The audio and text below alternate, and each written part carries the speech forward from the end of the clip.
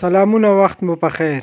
پام وکړئ د غږ نیوز یوټیوب چینل څخه د نن ورځې تازه او مهم خبر ته. د طالبانو ویان ذبیح الله مجاهد د باګرام هوایي اډې د واک نیولو په اړه د امریکا ولسمشر ډونالډ ټرمپ څرګندونې یو خیال بللی. ښاغلي مجاهد همدارنګه د ټرمپ دغه ادعا هم رد کړې ده چې باګرام اډه دې اوس د چین په واک کې وي.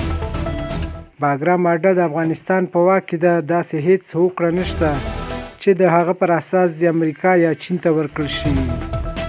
نوموړي د ایکس یو بحث کې ویلي امریکا لخوا د باګرام اډه بیرته نیول یو خوب او خیال دی. د امریکا ولسمشر ډونالډ ټرمپ بار ادا کوي چې که چیرې دی ولسمشر وای نو له افغانستان څخه یې امریکایي عسکر ایستل، خو باګرام اډه یې نه پرېښوده او وایي چې اوس د دوی سرسخت مخالف چین په واک کې ده. د اسلامي امارت ویان ذبیح الله مجاهد پر ایکس یوې مرکه کې د ځینو شایعاتو له ردولو سره ویلي چې د اسلامي امارت لوړپوړي غړي د یووالي او اتفاق اهمیت درک کوي او اختلاف به هیڅکله د جګړې او نښتې لامل نشي. هغه په دې مرکه کې همدارنګه ویلي چې اسلامي امارت په بهرني سیاست کې پرمختګ کړی، خو د اړیکو او تعامل جوړول دوه اړخیزه اقدام ته اړتیا لري.